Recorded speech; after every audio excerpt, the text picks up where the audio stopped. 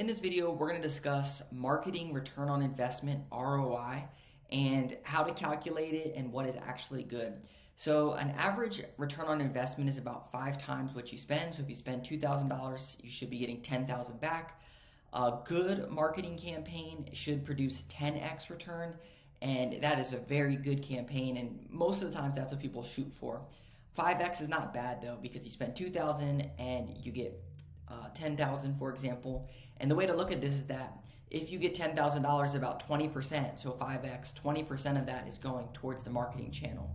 And so again, that's not bad, that's about average, but that 10x is really good. And so I'm going to show you how we calculate that and how we try to come up with numbers for our clients so that we can show a true ROI.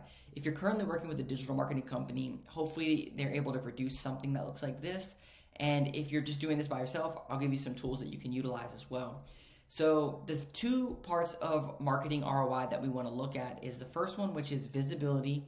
So generating leads and overall visibility of an ROI, and then truly a sale of an ROI. So we see this as marketing companies. I'm sure that you've seen this before, and other marketing companies see this all the time, which is, hey, we can produce leads for you, but if you can't convert the leads into sales, then is that our fault for bad leads, or is it your fault for not closing?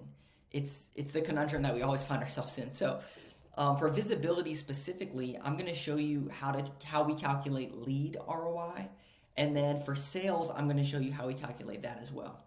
So the first thing that we want to do is look at all the channels that we can create visibility on. And so the 2 that we always look at is your offsite SEO and your onsite SEO. So your offsite listings and your onsite website traffic.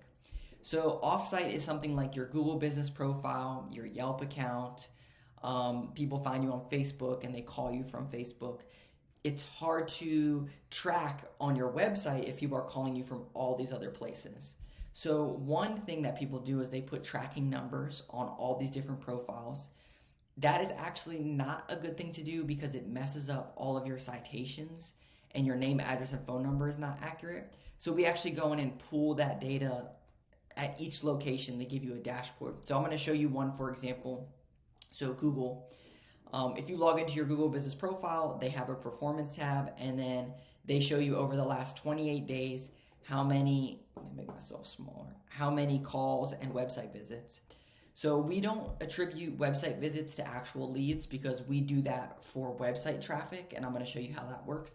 But calls, we could say that about half of these are actual calls from prospects, for example. We don't like to say that all of them are because maybe people are asking questions that have been prior customers, or maybe you're currently working on their stuff and they're calling you. Each business is different. You kind of know your business. Like, for example, if you have a long span, like let's say restoration contractors, you could be working on their stuff for 6 to 12 months, right? So it's harder to count those calls as leads. Whereas a furniture restoration company like this, maybe half of them are. If you're like a carpet cleaning company, maybe it's a higher percentage because it's a quicker turnaround time. So let's say that this is half of these are calls from Google Business Profile are leads. We know that their average transaction value for Google specifically is about $2,000 to $3,000 per customer. And I'm going to show you how we find that out. But you might know in your business, if you use like QuickBooks, you can figure out what your average invoice amount is. So for them, let's say that their Google Business Profile, 21 calls, let's say 10 of those are actual prospect calls, and their average transaction value is $2,000. So that's $20,000 potentially in leads that have come through. And one of the things, I made a video about this before, but we have this simple lead tracker. We made this just to help people if they're not super high tech with CRMs and all that stuff. Basically, we take this month, let's say this is the current month. We put in the name, the estimate amount, what the status is, who the employee was that wrote it up, this next step, and then the lead source. What it does is it shows you this team A. You could rename this to, Phil or whatever your employee's name is, and then it will give you total estimates. And so what this will show you is your average estimate amount. So you can kind of build a history of this, and then if you want to duplicate this and move it to the next month, so that way you could have like June, July, August, September. It allows you to see your average estimate. So this is a cool estimate tracker. there's another video. I'll link to it down below, and you can go and you can actually download this if you're interested. But this is the second part to it. So we talked about the lead ROI. So we know that the Google Business Profile Manager has generated potentially 10 leads, and we know that their average transaction value based on them using some type of lead tracker or invoice estimate, we know that it's $2,500. So if it's 10, 2,500, we know that's the number. Then the second part to that is actually looking at what realistically closed. So this is still pending. If we say yes, then it's going to move this to our closed business. And so this is really the true number that should be at 10x what you spend, because you don't necessarily just want leads coming in that you're not converting. And that's why I said it's a moving scale of 5 to 10. And so the other thing that you can do, so this is your Google Business Profile. This is where leads come in for local service businesses. You also have a Yelp account. Leads can come through that they can just call and click, in Facebook, Angie, Home Advisor. They all have different dashboards that you want to look at. If you're running ads on those platforms, again, you want to have some way of keeping track of that. The second part to this is actually your website. So this is the same company. This is their website. This is over the past 28 days, so similar metrics.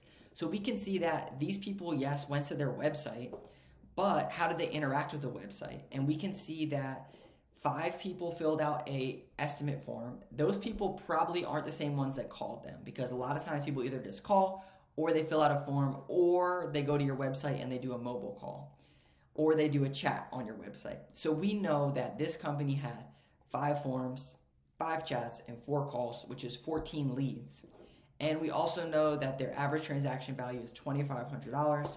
So again, 14 times 2,500, that is whatever, $20,000, some $30,000, plus their Google Business Profile, which is 10 leads. And so this is over a 28-day period. So as you can see, this company is performing very well from a return on investment perspective, considering what they're paying us. And so that is one thing that you have to look at, is what you're paying versus what the actual return on investment is. If your digital marketing company is not providing you with some sort of numbers like this or tracking these numbers, then maybe you want to ask them for some data on return on investment. And we provide this on a monthly basis because it's so important to track your stuff. And we don't want to just be another liability. We want to be an asset that's helping you grow your business. And so that's the 2 ways that you can look at it, is what are the leads? How many leads did my business get this month? And you can do that by tracking all of your leads in some type of spreadsheet like this. And then you want to look at your actual closed business. Where did my actual closed business come from? So we looked at creating visibility. There's a bunch of different channels you can get calls from and leads. And then ultimately you want to track your sales, so your conversions. All right, so if you like this video, be sure to hit that like and subscribe. We post content about growing local service businesses, and we will see you in the next video.